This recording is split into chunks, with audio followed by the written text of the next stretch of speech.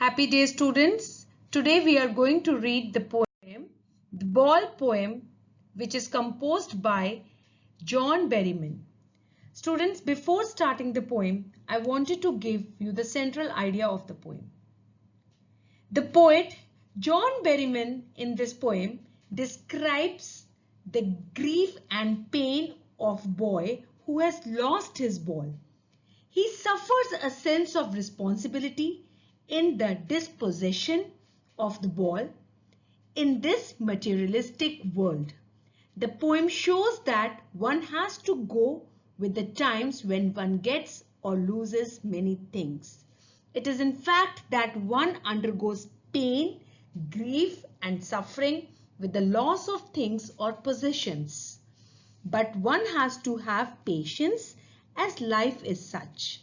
So one has to accept things and the run of life as it goes.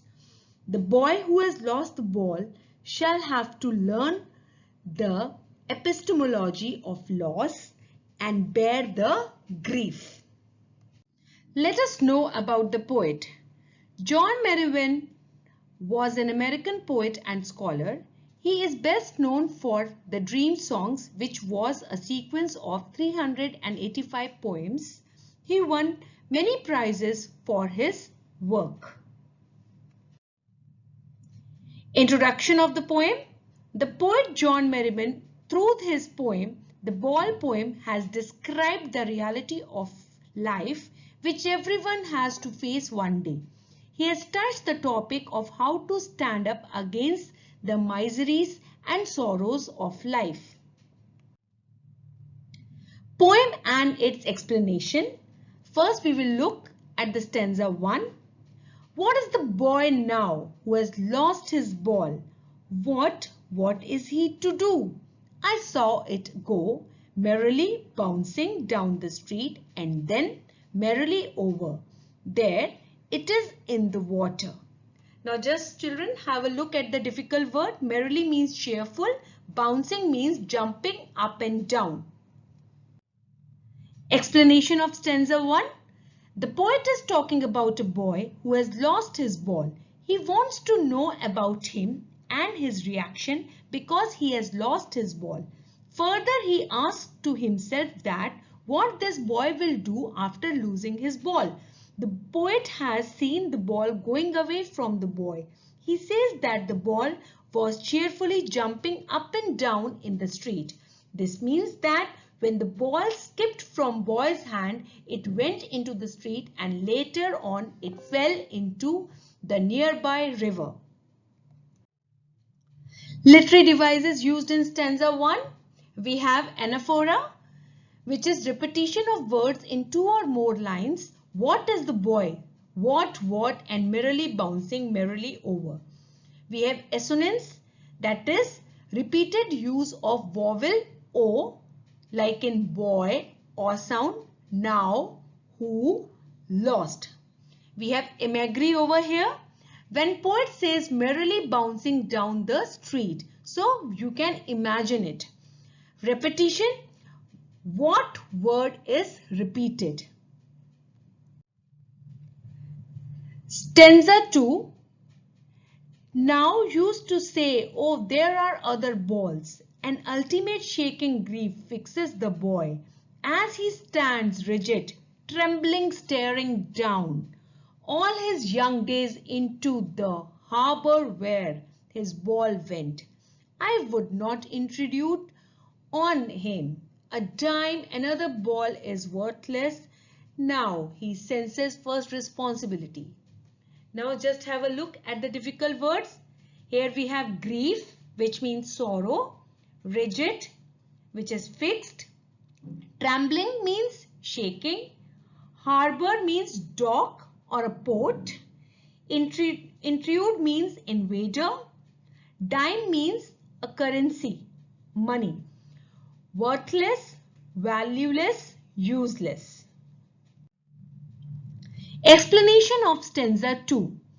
The poet says that there is no benefit of consoling the boy by saying that he will get another ball because he has other balls too.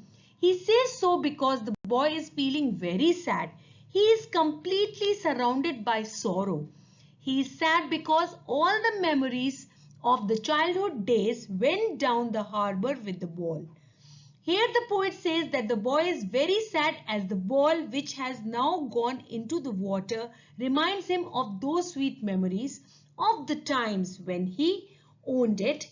This loss is unbearable for him and he is grief-stricken. The poet says that he can't even tell the boy to take some money from him in order to buy another ball. He says so because the new ball will not bring the sense of belonging to the boy. Further, the poet says that the time has come for the boy to learn the responsibility of taking care of his things. Literary devices used in stanza 2. We have repetition, which is the use of word ball. Accidental, no use of conjunction in a sentence. So in this line, the poet has not used a conjunction. Conjunction, you know what is the meaning of that? It is a joining word. Stanza 3. He is learning well behind his desperate eyes the epistemology of laws, how to stand up, knowing what every man must one day know, and most know many days how to stand up. The meaning of difficult words, we have possessions, which means ownership. External here means things with which feelings are not attached. Desperate means hopeless. Epistemology, the Greek word episteme means knowledge. Explanation of stanza 3. Here the poet says that the boy has to learn that in this materialistic world, many of his belongings will be lost. He personifies the ball as his belongings, be it the worldly things or the relationships he is in possession of. So he says that he has to learn to live without them no matter what. He says no one can buy back such things from him. The poet said so because according to him, money can't buy you everything. If it does buy you some materialistic thing, still it will not be able to buy the sense of belongingness. He says that the boy is learning how to stand up against the sense of lost things. This means that the boy is trying to learn the real truth of life, which states that you have to accept the miseries of life and stand up again. This is the truth which everyone has to learn in his or her life. The harsh truth of standing up against the odd miseries of life that everyone has to bear. Literary devices used in stanza 3. We have alliteration, the sound b. B is here, that is b sound at the start of two consecutive words buys a ball back. Assonance, the use of vowel sound a. He is learning well a behind his desperate eyes.